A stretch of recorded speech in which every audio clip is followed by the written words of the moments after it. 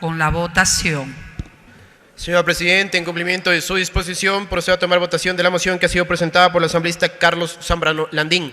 Señoras y señores asambleístas, por favor registrar su participación en sus curules electrónicas. De existir alguna novedad, favor informar a esta Secretaría General y a cada uno de los técnicos asignados. Muchas gracias. Una vez que se ha dado lectura a la moción presentada por el asambleísta Carlos Zambrano, comienza el proceso de votación con el registro de las y los asambleístas que participarán en el mismo. En este momento, el Pleno de la Asamblea Nacional tomará una decisión respecto al informe de minoría presentado o que propone el asambleísta Carlos Zambrano, integrante de la Comisión de Régimen de Desarrollo Económico, comisión que tramitó este proyecto de ley que ingresó a la Asamblea Nacional con el carácter de urgente en materia económica. Es la misma ley de la función legislativa la que determina la presentación y el tratamiento de los informes de minoría. Esto una vez que el informe de mayoría que se aprobó en esta mesa legislativa no obtuvo los votos necesarios requeridos para su aprobación, y además el Pleno de la Asamblea Nacional ya decidió mediante votación negar este informe de mayoría y dar paso al tratamiento de este informe de minoría presentado por el asambleísta por el Oro Carlos Zambrano. 126 asambleístas están registrados hasta este momento para la votación o previo a la votación de la moción presentada por el legislador Carlos Zambrano, asambleísta por la provincia de El Oro, que informó presentó un informe de minoría para segundo debate del proyecto de ley orgánica para el desarrollo económico y sostenibilidad fiscal tras la pandemia COVID-19 urgente en materia económica. Mientras concluye este registro de los asambleístas, en el documento contiene en el punto número 7, rápidamente para conocerlo, conclusión y recomendación, producto del análisis y razonamiento plasmado en el presente informe de minoría del proyecto de ley orgánica para el desarrollo económico y sostenibilidad fiscal tras la pandemia COVID-19 de urgencia en materia económica, se puede concluir lo siguiente. Existe un hueco presupuestario que debe ser corregido. Los ingresos permanentes no alcanzan a cubrir los gastos permanentes, excepcionalmente del Decreto Ejecutivo 170, que permite que, de acuerdo a este informe, de manera textual, se viole la regla fiscal del presupuesto. No obstante, el problema debe ser corregido estructuralmente mediante la generación permanente y no temporal de ingresos, es lo que señala este documento. El punto número 2 dice: la evasión y elusión tributaria supera los 7,000 millones de dólares. Combatirla es la forma idónea de cerrar la brecha fiscal. 3. Existen 300 grupos económicos cuyos ingresos en conjunto superan el 60% del Producto Interno Bruto. De estos, 140 mantienen una presión tributaria sobre sus ingresos gravables menor al 1,5% y 75 una presión superior al 3%. Es lo que determina este documento en el apartado de conclusiones y recomendaciones, Diana. En la misma parte también, 4, la actual legislación tributaria exige una presión tributaria mínima del 2% de los ingresos para los microempresarios. Panamá, es el punto 5, aplica un sistema de renta presuntiva en donde las empresas jurídicas con ingresos gravables superiores a los 1,5 millones de dólares pagan un 4,67% como impuesto efectivo.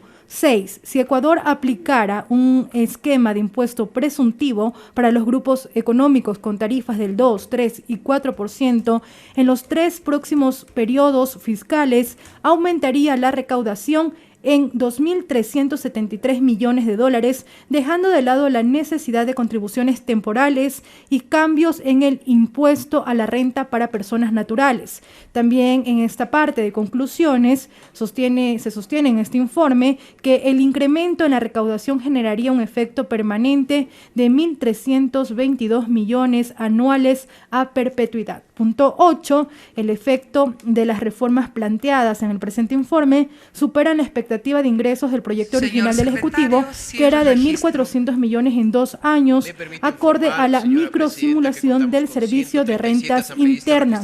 Se cierra ya el proceso de registro. 137 asambleístas, Ricardo. Presentada por la asambleísta Carlos Zambrano Landín respecto a se tome votación del informe de minoría de segundo debate y del respectivo texto de ley aparejado correspondiente al proyecto de ley orgánica para el desarrollo económico y sostenibilidad fiscal tras la pandemia COVID-19 con calificación de urgente en materia económica contenido en el memorando número ANZLCB 2021-0081M de 18 de noviembre de 2021. Señoras y señores asambleístas, por favor consignar su voto. Muchas gracias.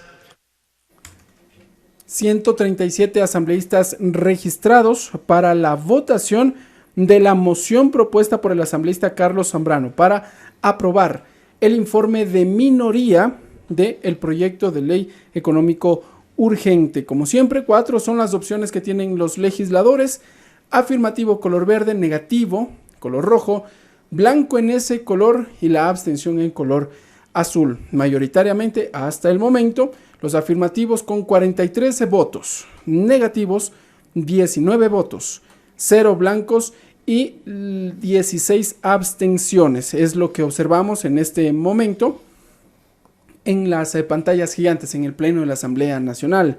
Varios legisladores observan de pies lo que sucede, cómo se van pintando los colores, las pantallas, con las distintas opciones que tienen los legisladores para esta moción expuesta por el legislador Carlos Zambrano. Vamos a hacer igualmente un breve recuento de la forma de votación de cada una de las bancadas legislativas, de acuerdo a la disposición del Pleno de la Asamblea Nacional. Unión por la Esperanza, la bancada proponente de este proyecto de esta moción, en su mayoría votos afirmativos, 46 votos. El sector del movimiento Pachacutic, podemos decir que no todos, en su mayoría votos abstentivos. Los otros todavía no se deciden, no consignan su voto. En el sector de Izquierda Democrática observamos que un legislador ha votado de manera abstentiva. El resto todavía no se decide. 2 asambleístas de manera abstentiva aún no se deciden. En el sector del Partido Social Cristiano observamos igualmente, aún no se deciden todos, en su mayoría votos abstentivos y 1 negativo. Mientras que en el sector de la bancada del Acuerdo Nacional, en su gran mayoría votos negativos, 1 abstención y 4 asambleístas de ese sector que todavía no consignan su voto. Vamos a ver los detalles. Votos afirmativos 46, votos negativos 23, 0 blancos, 48 abstenciones. Las abstenciones en este momento son mayoría de lo que observamos. El sector del Pachacutic, Izquierda Democrática y Partido Social Cristiano, abstenciones en su mayoría. Solamente una corrección, Ricardo, ¿Sí? Este voto del Partido Social Cristiano que decías negativo, no es del Partido Social Cristiano, corresponde a la curul del asambleísta Fernando Villavicencio. Ok, de acuerdo, muy bien. Sí, de la bancada independiente. Del sector independiente. Del sector independiente, sí, porque formalmente tampoco es que ha señalado que pertenece a la bancada del Acuerdo Nacional, sino que lo ha dicho que es del sector independiente. En efecto, se encuentran allí. Entonces ese es el voto negativo. Entonces los socialcristianos o los asambleístas pertenecientes al Partido Social Cristiano, voto abstentivo. Esta es la moción presentada por el asambleísta Carlos Zambrano para aprobar el informe de minoría. De lo que podemos observar, falta un voto, no habrían entonces los 70 votos que se requieren para aprobar los informes. Así que la Ley Orgánica de la Función Legislativa todavía establece un último paso. Presente resultados. Me permite informar, señora presidenta, que contamos con 48 votos afirmativos, 27 votos negativos, 0 votos en blanco y 62 abstenciones. Por tanto, no ha sido aprobada la moción presentada por el asambleísta Carlos Zambrano Landín.